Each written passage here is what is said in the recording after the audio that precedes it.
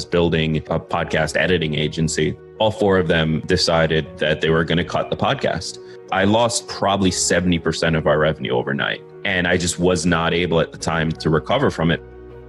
Choose not to live in a world of filters. Realize your mistakes. Set the foundation for your success. Get some wins. Knucklehead Podcast. Welcome to another edition of Knucklehead Podcast. We got with you today the Knucklehead Steven, and I'm excited for those of you who are listening who've had this question about the idiosyncrasies associated with podcasting and how you can literally own a niche and how you can go from start to finish to 1 to 5 downloads to 1 million downloads to now all of a sudden you've got listeners all over the world that want to plug into your format. Gregg Clunis, he has a podcast called Tiny Leaps, Big Changes. And I'm excited. He's a podcast host, but I don't want to just pigeonhole into that one experience. He's got substantially more to offer than just a podcast. He's got practical application, practical information, some really, really compelling processes to build not only podcasts around, but informational products. He's just a phenomenal course builder, which he does have a link for a course which you can find in the show notes here. We'll get into that later. But Gregg, first of all, welcome to the show. How are you? Dude, thank you so much for having me. This is an absolute honor, and I'm doing fantastic. How are you? I'm doing good. I appreciate you taking some time to talk to a podcast named Knucklehead. Right? We lean full into the model that you're never going to be able to figure this out right the first time. You're going to screw this thing up, and this thing could be life. This thing could be personal development. This thing could actually be business. It really could be relationships. We lean wholeheartedly into the fact that those failures lead to breakthroughs. We like to focus our attention more towards the business side of things because it is helpful to, to have money to pay bills and have choices, that type of thing. You're in New York, right? Not anymore, actually. I just recently moved to New Hampshire. Oh, okay. All right. Well, fantastic. That's awesome. In New York, you probably know this better than me. It's tough to buy pizza with hopes and dreams. You know what I mean? They like it when you pay them in cash. So let's dive right in there. Let's dive right into this thought process of Knucklehead, which is really just embracing the mistakes and failures of life and learning from those lessons and being willing to share in some of those Knucklehead type moments. In today's world where it's really, really difficult to share your personal beliefs and your business tactics for sake of just somebody disagreeing with you, how did you come across podcasting as a way to actually lend your voice to the self-development or personal development business? I'm interested to see kind of what your story is, man. Yeah, so it's pretty interesting, actually. So for context to those of you listening, I am 27 right now. From the age of 13, when I was 13, I got into personal development. And it was actually my brother. I was spending a summer with him down in Florida. And he's a big dude. He's much older than me. He's a personal trainer, bodybuilder. So like scary looking guy for a little 13-year-old Gregg. And so he walks into my room one day and he throws this like massive book, this textbook on my bed and says, by the end of the summer, you need to read this.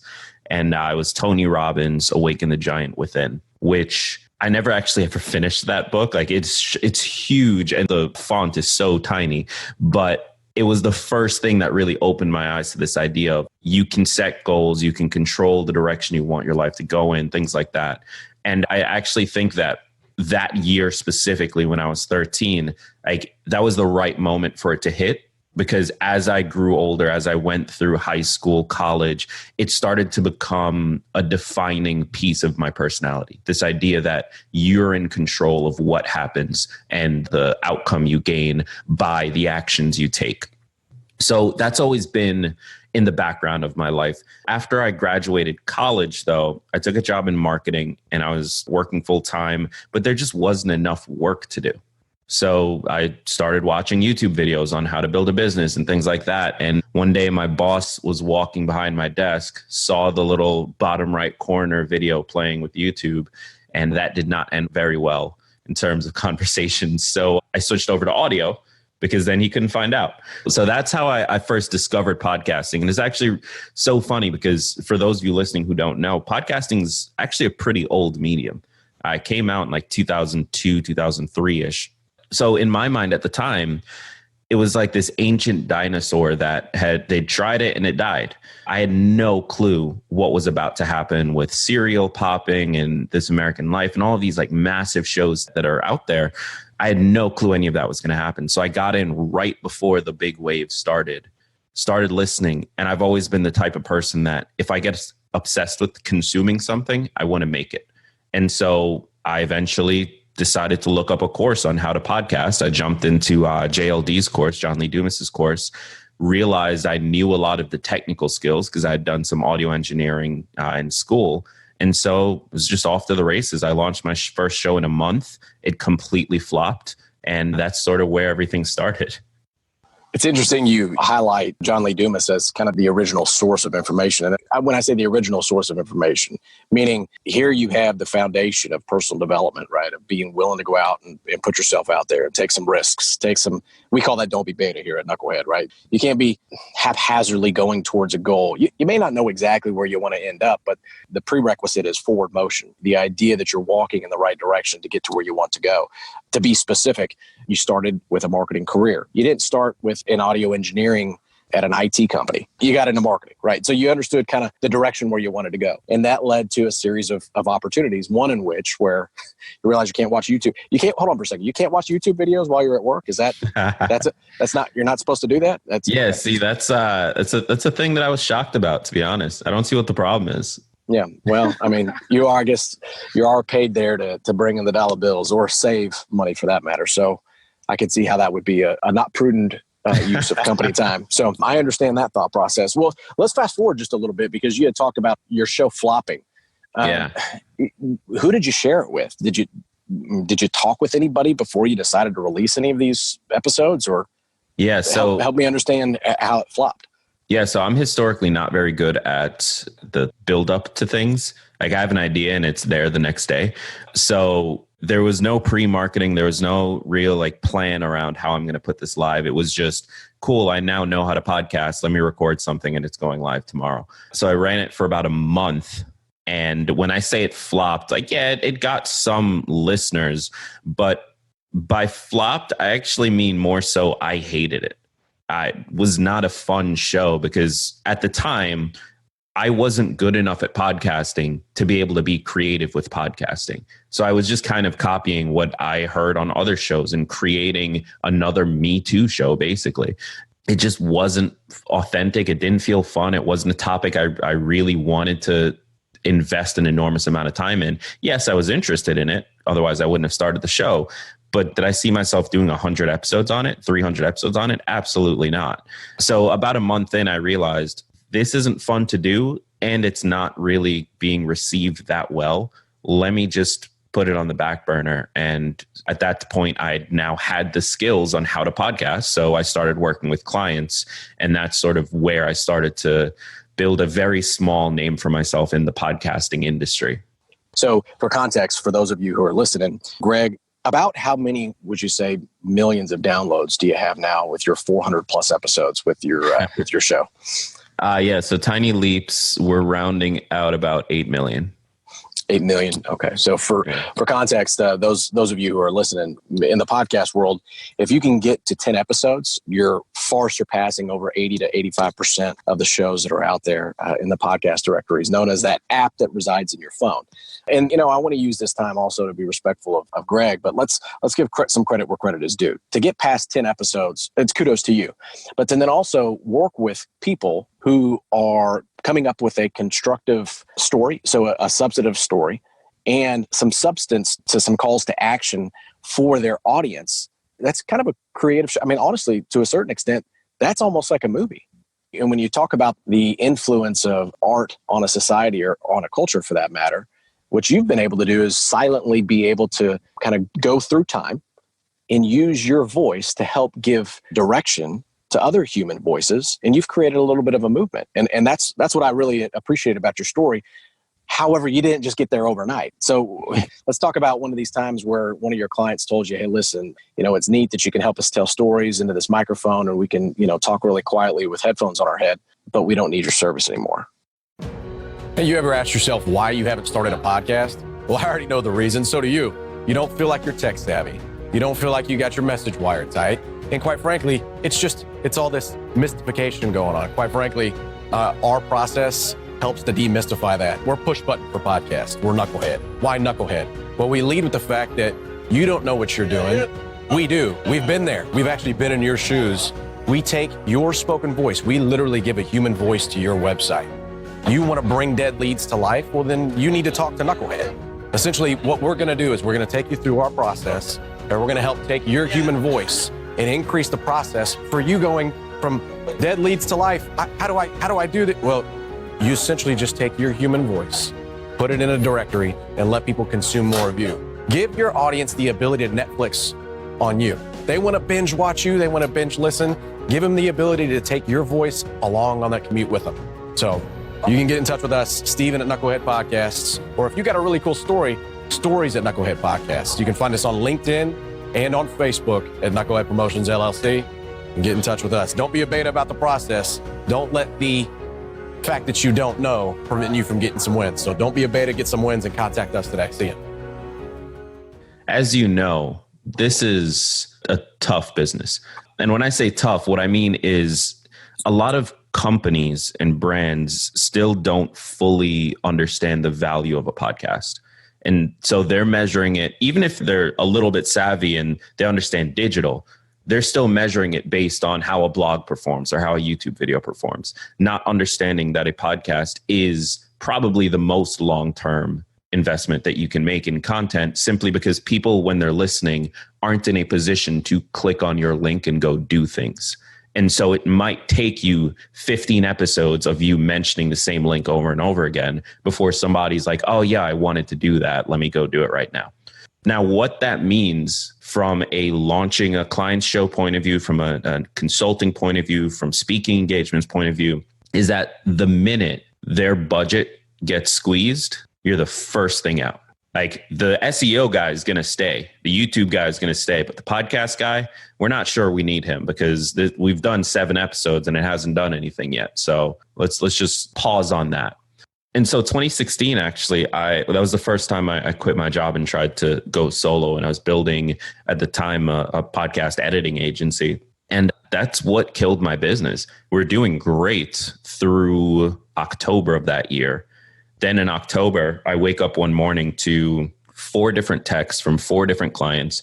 They don't know each other, but all 4 of them decided that they were going to cut the podcast, literally in the same night for some strange reason. So over the course of a 24-hour window, I lost, and these were massive clients. Like we were doing multiple shows for each of them. So I lost probably 70% of our revenue overnight. And I just was not able at the time to recover from it because I had no real way of driving customers in. It was all referral based. So if no one was willing to refer at that point, or if no one was able to refer at that point, guess what? I can't replace that 70%. And that business ended up going out of business. I had to take a full-time job the following year. That story is painful to hear. People just kind of hear that and they go, 70% of revenue, that's no big deal. Well, most people from a budgeting standpoint have 120% of their budget accounted for month to month. So essentially you're going backwards pretty quick, and not like you had any build up to that. It happened overnight. Yeah. So let's talk about the thought process of the business, not from a critical standpoint, but let's just talk about the thought process of, you know what, I already have a YouTube channel. I mean, I've got over 100 videos on this YouTube channel. Why can't I just use some of that YouTube content for my podcast? Isn't it the same thing? I just strip away the audio and all of a sudden I've got episodes in my podcast directory. Right? Or from somebody who understands the nuances of the human voice and how the RSS feed actually works in digital. Why is it different in your mind? Mm-hmm. Yeah. So the truth is, I've seen it done, and I've seen it done well. Certain players like a Gary Vee pretty much does strip audio from his talks or things like that. The difference is in understanding how he positions his show. So he positions it as the Gary Vee audio experience. It's the audio version of his content. It's not a podcast. He used to have like the Ask Gary Vee show. Like the Ask Gary Vee show on the podcast platform was a podcast because it was unique content for that. The Gary Vee audio experience is the audio version of his regular content. Now, does that distinction ultimately matter? Probably not. Like if you can get it to work and it accomplishes your business goals, I don't really care if it's a podcast or if it's not a podcast. But we do need to get the language right so that when somebody comes to me or somebody comes to you or any of the people listening decide, hey, I want to start a podcast. Yes, you can strip the audio from your stuff, but marketing that as a podcast is going to put you in a situation where you're not going to be able to retain listeners because they're coming to it thinking this is a podcast, which they have a preconceived idea of, versus this is the audio version of your videos. And there is a distinction there. So what you just touched on is almost cultivation of trust 101. You're literally having a conversation, piping your human voice directly into the ears. You're talking about one of the most powerful forms of communication that exists on the planet. And coming to that realization as a podcast producer, running an editing agency the way that you did, knowing full and well the power that exists in this tool that you're learning to build, I mean, was it all of those accumulation of all those experiences that forced you to say, you know what, I've got to come up with a product that people can consume in order to understand this power? Or how did you come up with the course idea? How did that come about? Yeah, so it's an interesting journey. So for context, Tiny Leaps is the fourth podcast I've personally hosted. At the time of its launch, which was January 1st, 2016, it was the 25th show that I had launched. To date, I've done, I think we're at 52. So I've navigated the podcasting space quite a lot. And what started as an editing agency eventually transformed into primarily coaching. And a big piece of that was because I couldn't, in my very limited experience starting and running businesses, I couldn't figure out how to make the margins work properly in sort of the direct to service. And at the time, actually, and this is something I'm sure many people listening to this can relate to, I was scared to charge big numbers. Like I got on the phone call and could schedule the sale, so on and so forth. But as soon as I had to spit out the big ticket price that an on-demand service requires, I just couldn't do it. So I actually have ended up fixing that through some other means, which is a different story. But I switched that to a coaching business, and that did super well. That actually allowed me to keep building it while I was working full-time in 2017 after the business collapsed. And what I found was that, one, I was saying a lot of the same things to a lot of the same people, and they were running into the same issues. We were getting on calls. We had a call scheduled every single week, and I just found myself repeating the assignment I gave them the last week with them still not following through on it. And the second piece that I noticed was about myself. I'm not a great one-on-one coach. Am I good? Yes. Can I get a result? Yes. But I'm not great, and I don't want to be great. Like that's not the business I want to build. So I started looking at digital models because I knew that I had a lot of knowledge that was incredibly valuable to a lot of people that were trying to navigate the space. I knew that I'd accomplished a lot of things with my own show, with my previous shows, with my clients' shows. So how can I make that knowledge available in a way that I feel good about, that allows me to maximize it? And I landed on a digital course, which we launched in January. However, we launched a digital course and I very quickly realized this isn't flexible enough. And when I say that, I mean, I'm still to this, we've done 8 million downloads. We're in 180 or 170 something countries. We're ranked number to like top 10 in like 14 or 15 different countries. Like we're doing super well. I'm still learning so much about podcasting. The industry's changing so quickly. The technology is changing so quickly. I'm learning more about how the algorithm works. I'm learning about how to transition a show from one style to a different style. Like there's so much still happening and still learning and still being created that I realized a static course just cannot work. It cannot work very well. And so we eventually transitioned that to a lower ticket membership model because it allows us to essentially, whenever we have a new piece of data that we can build something around, launch a brand new course in that membership platform without having to then say, hey, you know, how you paid $1,000 last week, pay $1,000 this week for the updated version of the course. So yeah, that's sort of where we're at now. So here's what I love about that. One, the realization, you took the time to stop and evaluate what was going wrong and why. How many people do you talk to on a day-to-day basis to help deliver some of these insights? Or are you just staring yourself in the mirror, having conversations, making these tiny leaps, big changes, because that's what you say to yourself all the time? Oh man, that's a good visual. I probably have, between phone conversations, text, messenger, like I'm talking to probably 15, 20 people a day, plus like obviously tracking my own data, but most of my clients have been kind enough, even if we're not still working together, they still give me access to their dashboard. And that gives me access to probably about 30 shows that I can sort of look for trends across. So a lot of it's conversations, crowdsourcing, and just really spending a ton of time in data And I also tend to obsess about things. So as soon as I notice an issue that I don't understand, it's just top of mind as I'm sleeping the next morning, like until I come up with some theories that I can test. It's just always there. I love that. I love that.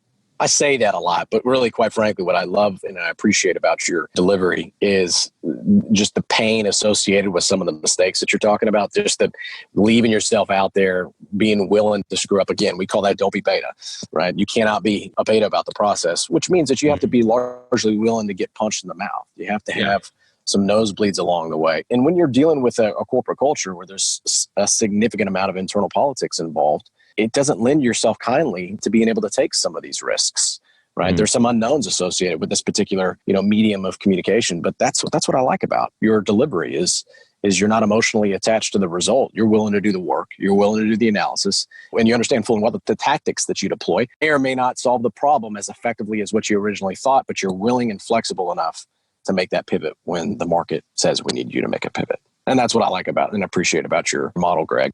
Just to add on to that very quickly, I found that this has actually become the connective tissue between the podcast, which is largely just personal development, improve your life focused, and then the work that I do in podcasting. The connective tissue has become this understanding of, I don't actually care what the result of a specific action is. I care about what data that gives me, because I can't take action unless I have some sort of data to work from. Now, in the very beginning of, okay, cool, here's the outcome we want. The only data you have is here's the outcome we want. What's a list of things that we can try? And it's going to be the most random list possible. But then you try things and you realize that didn't work. Why didn't that work? Cool, let's try that, but change this one thing. Like now you've got actual data that you can move through. And the same is true both for your life and the goals that you have set, your business, your relationships, whatever it is. And hey, I want to grow a podcast. Like it's the same practice. It's the same action. It's just, here's the outcome. How can we gather data in the quickest way possible so that we can refine our actions and get to that outcome eventually? It starts with being willing to get smacked in the mouth, right? We call that don't be beta. And that's what I love about, and I've said it about 16 times now. That's what I appreciate so much about your willingness to go out there and collect that information. First of all, you don't even understand that random task list that you talked about until you have some context on your own, which, you started to develop after 4 shows. And it sounds like on number 52 now, you're well on your way to 100. I'm excited about revisiting this same discussion, 50 new podcast shows from now. Hopefully by that time, you'll be, the CEO and the titan of the company that's going to displace Wondery from the mantle that they're on right now. But that's a different topic for a different time, Greg. So there's so much coming. There's so much coming. Yeah, I'm excited. About it. Well, let's use what we've learned in marketing and build to some anticipatory, simple calls to action here. What is somebody going to do? Let's just say I'm an employee within a business. I've been tasked with growing a show. I've been tasked with reviving a dead show. Give somebody one thing that they can do. And then second, follow it up with how can people find you? Yeah. So you've got a show. It's either dying or just launched. You have no real audience yet. You're trying to figure out what the heck can I do? If there was one singular thing that I would highly recommend everyone start looking at, it's finding and mastering a single source of discovery. Now, the truth is it doesn't actually matter what that source of discovery is. Always ask yourself this question. If you could gather 80% of your potential audience from LinkedIn or Twitter or Facebook or whatever the source is, 80% of your potential audience, if you could get them to listen to your show, you would have more listeners than you know what to do with. Like all of these platforms have millions, if not hundreds of millions of people just sitting there waiting. Now, not all of them are potential listeners, but a good percentage might be. So it makes no sense to me, the practice that podcasters have and content creators in general of, cool, I'm going to be on every platform and I'm going to spend 5 minutes sharing on every single one of them. Each post that you make on each of the platforms is not contextual to it. It's not in the language of that platform. It's not unique to that platform. And therefore, it's going to completely flop. And so now you're flopping over 20 platforms instead of absolutely crushing it on one platform. And the fear that we all have, the reason we don't do this is, oh, well, what if that platform disappears tomorrow? Newsflash, it's not going to. Like, it's just not. If Facebook disappears tomorrow, it means the internet disappeared tomorrow. And that's probably not going to happen. So you're fine. own a platform and learn how to dominate it so that you can then take the people you gain from that platform and push them elsewhere and sort of rig the game in your favor. That's the number one piece of advice. I love it. Number 2, how can people get in touch with you? If people want to reach out to me, best way is, you know what? Email me directly, gregg@tiny.am, tiny.am. If you want to learn more about the membership site, it's sparkology.co. So sparkology.co.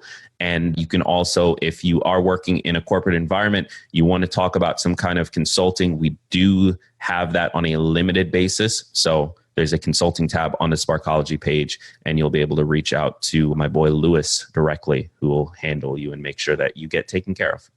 100% for free, right? That's what you do in the digital space, right? You just give away information, right? No, I'm just kidding. I'm just messing with you. No. All right. Actually, I will say this, though. If you do email me and you have specific questions about your show, I am a complete open book. I do give most things away for free because most of you aren't going to do anything about it anyway.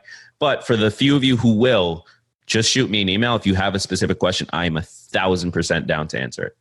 There you go. Gregg Clunis, host of Tiny Leaps, Big Changes, millions of downloads. That means millions of folks across 100 different countries have listened to his information on personal development, on health. And he's been able to successfully rebound, not just from a business failure, but multiple business failures, multiple creative processes, and has been able to withstand some of the changes that happen in today's technological environment. So that's a prerequisite in order to be successful, not just in today, but going forward. And so we appreciate him taking some time. For those of you who like listening to Knucklehead, Gregg told you exactly how to get in touch with him. You know how to get in touch with us. We're across all those social media platforms that he just told you exist, that are out there, that aren't going away. So you know how to get in touch with us there. Best way to get in touch with us directly, though, is on LinkedIn and Knucklehead Promotions LLC. So you know how to get in touch with us. And Gregg, with that being said, anything else that you want to leave these folks with? The last thing, the ultimate last thing, and I already said this, but and Steven said this as well, but I really want to drive this home because I think people, if we just start thinking more like this, we'll get a lot more of the results that we want. It's always about getting data. Like he calls it getting punched in the mouth and being willing to, and that's 100% true because it will hurt. But if you don't get attached to the outcome of any particular action and you just treat it as data gathering, it kind of makes it not hurt as much.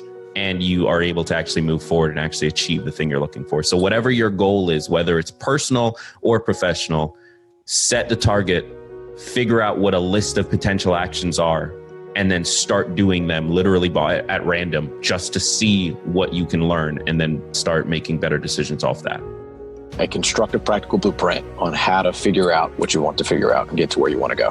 Gregg, we appreciate your time. We will talk to you soon, guys. You bet.